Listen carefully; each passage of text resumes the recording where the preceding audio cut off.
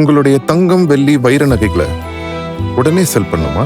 நம்பிக்கையான நிறுவனம் Max Gold. Call 04445454545. Max Gold, cash for gold.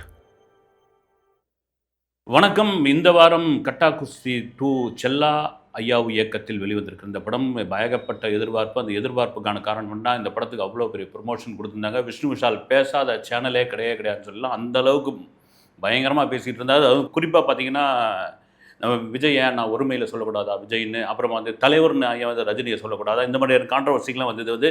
இது என்ன கட்டா குஸ்தி 2க்கான ப்ரொமோஷனா இல்லது வந்து தளபதி விஜய் அல்லது சூப்பர் ஸ்டார் ரஜினிகாந்த் பற்றிய ஒரு சர்ச்சையா அப்படின்ற அளவுக்குலாம் ஆயிடுச்சு. எதுவாக இருந்தாலும் சரிப்பா, படத்துக்கான ஒரு ப்ரொமோஷன் தானே அப்படிலாம் இருந்தது. சரி, ஓகே, இதெல்லாம் ரைட்டு. படம் எப்படி இருக்குது? ஏன்னா வாரம் 5-6 படம் உள்ளே இறங்குது. ஏகப்பட்ட பில்டப்புகள் இருக்குது. அந்த படம் சம்மந்தப்பட்டவர்களே ஆடியோ லான்ச்சு ப்ரெஸ் மீட்லாம் வந்து பயங்கரமாக பேசுகிறாங்க. ஆனால் தியேட்டருக்கு போன ஆடியன்ஸ் வந்து என்னங்க இவ்வளோ தூரம் சொல்கிறீங்க, இப்படியா பண்ணி வச்சுருக்கீங்கன்ற மாதிரியான வாரம் அந்த படத்துக்கான விமர்சனங்கள்லாம் தெரிந்து அதில் தப்பி நல்ல படங்களும் இருக்குது. சரி, இந்த கட்டா குஸ்தி 2 மீதான எதிர்பார்ப்பு, இன்னொரு எதிர்பார்ப்பு காரணம் என்னென்னா, கட்டா குஸ்தி முதல் பாகம் வந்து ஒரு வெற்றி படத்தை தாண்டி எல்லா மக்களாலையும் வந்து அந்த படத்தை வந்து என்ஜாய் பண்ணாங்க. அதுக்கான காரணம் என்னென்னா, ஒரு கணவன் மனைவிக்குள் இருக்கிற அந்த அன்யோன்யம், அந்த கணவன் மனைவிக்குள் இருக்கிற சின்ன சின்ன ஈகோ, அதை தாண்டிய ஒரு ஸ்போர்ட்ஸ் கதையை இதில் கொண்டு வந்திருக்காங்க அப்படின்னு. குஸ்தி தெரியும், வந்து மல்யுத்தம் ரைட்டு. முதல் பாகத்தில் ஒன்றும் இல்லைங்க. அது வந்து கோயம்புத்தூர் பக்கத்தில் ஒரு சின்ன வில்லேஜில் இருக்க படிக்காத விஷ்ணு விஷால், கேரளா பாலக்காட்டை சேர்ந்த ஐஸ்வர்யா லட்சுமி, 2 பேரும் லவ் பண்ணிப்பாங்க. ஐஸ்வர்யா லட்சுமி வந்து தான் வந்து ஒரு குஸ்தி வீராங்கனை அப்படின்ட்டு வந்து கணவர்கிட்ட சொல்ல மாட்டாங்க. அது ஒரு கட்டத்தில் தெரிய ஆரம்பித்த பிறகு என்ன நடக்குது அப்படின்னு தான் அந்த படம். இப்போ இந்த 2வது பார்ட்டில் அவங்களுக்கு ஒரு குழந்தை இருக்குது. இன்னும் கேட்டால் வந்து குஸ்தி வீராங்கனையாக அவங்க பல போட்டிகளில் கலந்துக்கிறாங்க. ஐஸ்வர்யா லட்சுமி வந்து பல போட்டிகளில் கலந்துக்கிறாங்க. அவங்கள அடிக்கிறதுக்கே ஆள் இல்லை அப்படின்ற அளவுக்கு ஆயிடுச்சு. ஓகே, தன் மனைவிக்காக ஒரு ஹவுஸ் ஹஸ்பண்டாக அவர் வந்து வீட்டுக்குள்ளே இருக்காருன்னா, மனைவிக்கு எந்த மாதிரியான சாப்பாடு பிடிக்கும், எந்த மாதிரியான சத்தான உணவு கொடுக்கலாம், அந்த குஸ்திக்காத்த எந்த மாதிரி அவங்கள பார்த்துக்கணும், அது தவிர பார்த்தீங்கன்னா அவங்க சின்ன பொண்ணு ஒன்று இருக்கும், அந்த பொண்ணையும் அவர் பார்த்துப்பாரு. வெளியே இருக்கிறவங்களாம் வந்து அவர் ஓப்பனாகவே சொல்லுவார் வந்து, நான் ஹவுஸ் ஹஸ்பண்ட் அப்படின்னு வருது. ஹவுஸ் ஹஸ்பண்டா அப்படின்னு எல்லாரும் வந்து கேலி பண்ணுவாங்க. ஸ்கூலில் கூட பார்த்தீங்கன்னா இந்த பொண்ணோடைய கூட படிக்கிற 2 பசங்க வந்து இவங்க அப்பா வந்து ஹவுஸ் ஹஸ்பண்ட் அப்படின்னு சொல்கிற அளவுக்கு வந்து அது என்ன அவ்வளோ கேவலமா அப்படின்ட்டு அவர் வந்து ஒரு காரணம் சொல்லுவார். இதற்கிடையில் பார்த்தீங்கன்னா ஐஸ்வர்யா லட்சுமி அந்த குஸ்தியில் அடி தூள் கிளப்பிட்டு இருப்பாங்க. அவங்க ஒரு போட்டியில் செலக்ட் ஆனால் நேஷ்னல் லெவலில் டெல்லியில் போய் விளையாடலாம். இப்போ வரைக்கும் உள்ளூரில் விளையாடிட்டு இருக்காங்க. உள்ளூரில் அவங்கள அடிக்கிறதுக்கே ஆள் இல்லை அப்படின்பொழுது டெல்லிக்கு போய் விளையாடக்கூடிய ஒரு சந்தர்ப்பம் வருது. அப்போ அங்கே இருக்கிற கோச்சுக்கு வந்து ஒரு பெரிய ஒரு ஈகோ, ஒரு பொறாமை, எப்போ பார்த்தாலும் இந்த பொண்ணு ஜெயிச்சுக்கிட்டே இருக்கிறா, இதுக்கு ஏதாவது ஒரு முடிவு கட்டணுமேனு என்னோட சின்ன சின்ன தந்திரங்கள்லாம் பண்ணுறாரு. அது ஒன்றும் பண்ண முடியல. அப்போ இந்த அப்பாவி கணவனாக படிக்காதவனாக இருக்கிற விஷ்ணு விஷால் மூலியமாக ஒரு சின்ன ஒரு விஷயத்தை ஒன்று பண்ணுறாரு. அது எப்படி வந்து மனைவிக்கும் அந்த வீராங்கனைக்கும் எதிராக மாறுகிறது. அவருக்கு 1 வருஷம் தடை போட்டுறாங்க. அது என்ன அப்படின்னு தான் இந்த படத்தோடைய கதை. இதெல்லாம் மீறி இதில் நிறைய வந்து ஃபேமிலி சென்டிமெண்ட்டு, அப்புறமா எமோஷ்னலு, அப்புறம் வந்து காமெடி. மிக முக்கியமான ஒரு விஷயம் என்னென்னா, பொதுவாக அந்த பொண்ணு சாராச்சியா ஒரு சின்ன பொண்ணு நடிச்சிருக்கு, பிரமாதமாக நடிச்சிருக்கு. ஏன்னா ரொம்ப காலம் வந்து இந்த குழந்தை நட்சத்திரங்கள் அப்படின்னா நமக்கு தெரிஞ்சதான் ஷாலினி, ஷாம்லி அப்படி தான். அதுக்கப்புறம் யார்ப்பா பெருசாக குழந்தை நட்சத்திரம் அப்படின்ட்டு இருந்தாங்க.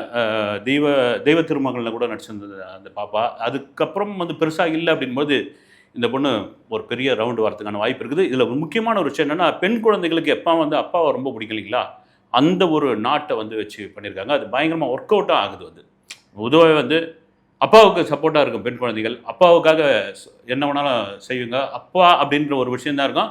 அம்மா எப்பவுமே அந்த பெண் குழந்தைகளை கண்டிச்சுக்கிட்டே இருப்பாங்க. அதுக்கு ஒரு காரணமும் சொல்கிறாங்க. அது இப்படி ஒரு ஃபேமிலி, அது தாண்டி வந்து ஒரு சென்டிமெண்ட்டு, அதே சமயத்தில் ஒரு பெண் வீராங்கனைக்கு ஸ்போர்ட்ஸில் போகும்போது என்னென்ன மாதிரியான பிரச்சனைகள் வந்து, அது பிரச்சனைகள் வந்து உளவியல் ரீதியான பிரச்சனைகள் இருக்குது, வீட்லேயும் பிரச்சனை இருக்குது. அந்த பிரச்சனை எப்படி வந்து ஒரு கணவருடைய சப்போர்ட் இருந்தால் அது எப்படி சால்வ் பண்ணலாம், இதெல்லாம் மீறி படம் வந்து ஒரு என்ன சொல்கிறது வந்து ஃபர்ஸ்ட் ஸ்டாப் அப்படி ஒரு மாதிரி போயிட்டு இருந்தாலும் சில இடங்கள்லாம் லாஜிக்கே இல்லையே சாமி அப்படின்னு கேட்டால் கூட செகண்ட் ஹாஃப் ஒரு மாதிரி கொண்டு போயிட்டாங்க, பிரமாதமாக கொண்டு போயிட்டாங்க. குறிப்பாக ஓப்பனாக சொல்லணும்னா, கணவன் மனைவிக்கும் ஒரு பிரிவு வந்துட்ட பிறகு அவங்க எப்படி ஒன்று சேர்றாங்க அப்படின்ற ஒரு விஷயத்தில் ரொம்ப லைட்டாக, அதே வேளையில் வந்து கிளாஸ் எடுக்கிற மாதிரி. இப்போ பொதுவாக வந்து ஸ்போர்ட்ஸ் சம்மந்தப்பட்ட கதைகள், இப்போ வந்து அஸ்வினின்னு ஒரு படம் வந்தது, மௌலி இயக்கியிருந்தார். ஏறக்குறைய அது ஒரு அக்மார்க் ஸ்போர்ட்ஸ் படம் அது. அதில் பார்த்தீங்கன்னா ஏறக்குறைய நிறைய பாடம்லாம் எடுப்பாங்க. இதில் பாடம்லாம் எடுக்கல அது. இன்னும் கேட்டால் நார்த்தில் தான் வந்து மல்யுத்தம் குஸ்திக்கு வந்து ஒரு பெரிய வரவேற்பு இருக்குது. சவுத்தில் இல்லை. அது கூட ஒரு டைலாக்காக கூட வச்சுருக்காங்க வந்து. நம்ம தமிழ்நாட்டில் மேட்டூர், ஈரோடு, சேலம் இந்த பகுதியில் தான் வந்து இந்த குஸ்திக்கு கொஞ்சம் முக்கியத்துவம் தராங்க. இதை நம்ம நல்லா கவனம் செலுத்தோம்னா தமிழ்நாடு முழுக்க இந்த குஸ்தியை வந்து விளையாட வைக்கலாம், கொண்டு வரலாம் அப்படின்ற ஒரு டைலாக்கும் இருக்குது. அதையெல்லாம் மீறி இந்த படத்தில் மிக முக்கியமான ஒரு விஷயமா வந்து காமெடி அப்படின்ற ஒரு விஷயத்தை பிரமாதமாக பண்ணியிருக்காங்க. அந்த காமெடியை கூட பார்த்தீங்கன்னா கொஞ்சம் அப்படி அப்படி அப்படி மாறுச்சுன்னா அது வந்து ஒரு இரட்டை அர்த்தம் உள்ள காமெடியாக மாறலாம், கொஞ்சம் முகம் சுளிக்கிற மாதிரியான காமெடியாக மாறலாம். அதெல்லாம் ரொம்ப ஜாக்கிரதையாக கொண்டு போகிறாங்க. குறிப்பாக இந்த படத்துக்கு தியேட்டர் அப்படி சில இடங்களில் சிரிச்சுக்கிட்டு இருந்தாலும் செகண்ட் ஹாஃபில் அப்படியே ஆடியன்ஸ் சிரிக்க ஆரம்பிச்சிடறாங்க. ஒரு பாட்டு வந்தவுடனே தியேட்டரே வந்து வைபாகி ஆட ஆரம்பிச்சிடறாங்க. ஏறக்குறைய அந்த பாட்டோடைய முக்கால்வாசி பாடலை போட ஆரம்பிச்சிடறாங்க. அப்படி போடு பாட்டு தான் அந்த பாட்டை கரெக்டான ஒரு இடத்துல வந்து பிளேஸ்மெண்ட் பண்ணியிருக்காங்க. அது ரொம்ப முக்கியமான ஒரு விஷயம் அது. அதை நீங்கள் பார்த்தீங்கன்னா தெரியும் அது.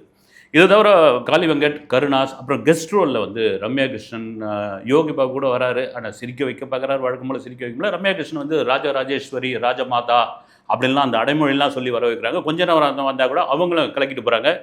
இதில் ரொம்ப முக்கியமான விஷயம் இந்த அப்படி போடு சாங்கு. அப்புறம் அந்த பொண்ணு வந்து சாரா, அந்த பொண்ணு பேசுகிற அந்த படப்படன்னு அந்த வார்த்தை, அவங்க அப்பாவை எந்த இடத்துல விட்டு கொடுக்காத ஒரு தன்மை, அவங்க அம்மா கோச்சிக்கிட்டு சொந்த ஊருக்கு பாலக்காட்டுக்கு போயிட்டு பிறகு அந்த பெண் எப்படி அவங்க அப்பா கூட ஒரு இதுவாக பேசிக்கிட்டு இருக்கா, இதெல்லாம் வந்து ஒரு சென்டிமெண்ட்டாக பிடிச்ச மாதிரி பண்ணியிருக்காங்க.